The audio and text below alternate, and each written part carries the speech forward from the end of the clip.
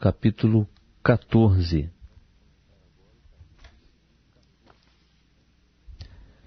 Depois disse o Senhor a Moisés: Esta será a lei do leproso no dia da sua purificação. Será levado ao sacerdote, e este sairá para fora do arraial e o examinará. Se a praga do leproso tiver sarado, o sacerdote ordenará que, para aquele que se há de purificar, se tomem 2 aves vivas e limpas, pau de cedro, carmesim e hisopo. Mandará também que se molhe uma das aves num vaso de barro sobre águas vivas. Tomará a ave viva e com ela o pau de cedro, o carmesim e o hisopo, os quais molhará juntamente com a ave viva no sangue da ave que foi imolada sobre as águas vivas. E o espargirá 7 vezes sobre aquele que se há de purificar da lepra. Então o declarará limpo e soltará a ave viva sobre o campo aberto. Aquele que se há de purificar lavará as suas vestes, rapará todo o seu pelo e se lavará em água. Assim será limpo. Depois entrará no arraial, mas ficará fora da sua tenda por 7 dias. Ao 7º dia, rapará todo o seu pelo, tanto a cabeça como a barba e as sobrancelhas. Sim, rapará todo o pelo. Também lavará as suas vestes e banhará o seu corpo em água. Assim será limpo. Ao 8º dia, tomará 2 cordeiros sem defeito e uma cordeira sem defeito de 1 ano, e 3/10 de efa de flor de farinha para oferta de cereais amassada com azeite, e 1 log de azeite. E o sacerdote que faz a purificação apresentará o homem que se há de purificar, bem como aquelas coisas perante o Senhor à porta da tenda da revelação. E o sacerdote tomará 1 dos cordeiros e o oferecerá como oferta pela culpa, e tomando também o log de azeite, os moverá por oferta de movimento perante o Senhor. E imolará o cordeiro no lugar em que se imola a oferta pelo pecado e o holocausto, no lugar santo. Porque como a oferta pelo pecado perante ao sacerdote, assim também a oferta pela culpa é coisa santíssima. Então o sacerdote tomará do sangue da oferta pela culpa e o porá sobre a ponta da orelha direita daquele que se há de purificar, e sobre o dedo polegar de sua mão direita, e sobre o dedo polegar de seu pé direito.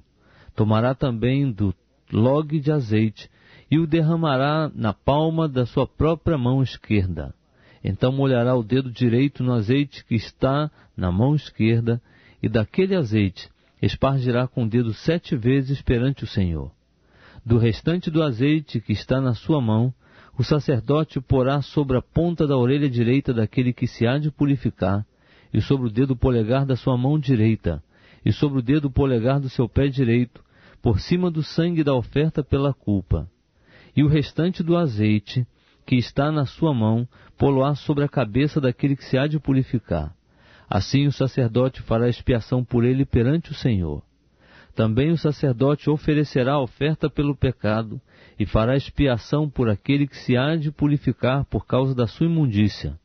E depois imolará o holocausto, e oferecerá o holocausto e a oferta de cereais sobre o altar. Assim o sacerdote fará expiação por ele, e ele será limpo. Mas se for pobre, e as suas posses não bastarem para tanto, tomará 1 cordeiro para oferta pela culpa, como oferta de movimento, para fazer expiação por ele, 1/10 de efa de flor de farinha amassada com azeite, para oferta de cereais, 1 log de azeite, e 2 rolas ou 2 pombinhos, conforme as suas posses permitirem, dos quais um será oferta pelo pecado, e outro holocausto. Ao 8º dia, os trará para a sua purificação ao sacerdote, à porta da tenda da revelação perante o Senhor. E o sacerdote tomará o cordeiro da oferta pela culpa e o log de azeite, e os moverá por oferta de movimento perante o Senhor. Então imolará o cordeiro da oferta pela culpa, e tomando do sangue da oferta pela culpa, pô-lo-á sobre a ponta da orelha direita daquele que se há de purificar, e sobre o dedo polegar da sua mão direita, e sobre o dedo polegar do seu pé direito. Também o sacerdote derramará do azeite na palma da sua própria mão esquerda, e com o dedo direito espargirá do azeite que está na mão esquerda 7 vezes perante o Senhor. Igualmente, do azeite que está na mão, porá na ponta da orelha direita daquele que se há de purificar, e no dedo polegar da sua mão direita, e no dedo polegar do seu pé direito, em cima do lugar do sangue da oferta pela culpa. E o restante do azeite que está na mão porá sobre a cabeça daquele que se há de purificar, para fazer expiação por ele perante o Senhor. Então oferecerá uma das rolas ou um dos pombinhos, conforme as suas posses lhe permitirem. Sim, conforme as suas posses, um para oferta pelo pecado e outro como holocausto, juntamente com oferta de cereais. Assim fará o sacerdote perante o Senhor expiação por aquele que se há de purificar. Esta é a lei daquele em quem estiver a praga da lepra, e cujas posses não lhe permitirem apresentar a oferta estipulada para a sua purificação. Disse mais o Senhor a Moisés e a Arão: quando tiverdes entrado na terra de Canaã, que eu vos dou em possessão, e eu puser a praga da lepra em alguma casa da terra da vossa possessão, aquele a quem pertencer a casa virá e informará ao sacerdote, dizendo: parece-me que há como que praga em minha casa. E o sacerdote ordenará que despejem a casa, antes que entre para examinar a praga, para que não se torne imundo tudo o que está na casa. Depois entrará o sacerdote para examinar a casa. Examinará a praga, e se ela estiver nas paredes da casa em covinhas verdes ou vermelhas, e estas parecerem mais profundas que a superfície, o sacerdote, saindo daquela casa, deixá-la fechada por 7 dias. Ao 7º dia voltará o sacerdote e examinará. Se a praga se estiver estendido nas paredes da casa, o sacerdote ordenará que arranquem as pedras em que estiver a praga, e que as lancem fora da cidade num lugar imundo. E fará raspar a casa por dentro ao redor, e o pó que houverem raspado deitarão fora da cidade num lugar imundo. Depois tomarão outras pedras e as porão no lugar das primeiras, e outra argamassa se tomará e se rebocará a casa. Se, porém, a praga tornar a brotar na casa, depois de arrancadas as pedras, raspada a casa e de novo rebocada, o sacerdote entrará e a examinará. Se a praga estiver estendido na casa, lepra roedora há na casa, é imunda.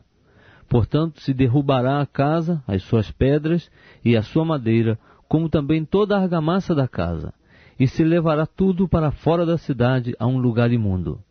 Aquele que entrar na casa enquanto estiver fechada será imundo até a tarde. Aquele que se deitar na casa lavará as suas vestes, e quem comer na casa lavará as suas vestes.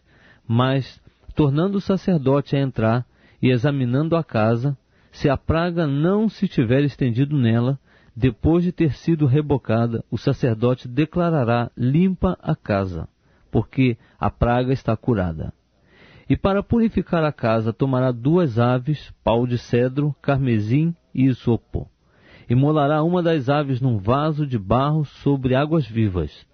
Tomará o pau de cedro, o isopo e o carmesim e a ave viva, e os molhará no sangue da ave imolada e nas águas vivas, e espargirá a casa 7 vezes. Assim purificará a casa com o sangue da ave, com as águas vivas, e com a ave viva, com o pau de cedro, com o isopo e com o carmesim. Mas soltará a ave viva para fora da cidade, para o campo aberto. Assim fará expiação pela casa, e ela será limpa. Esta é a lei de toda a sorte de praga, de lepra e de tinha, de lepra das vestes e das casas, da inchação, das pústulas e das manchas lustrosas, para ensinar quando alguma coisa será imunda e quando será limpa. Esta é a lei da lepra.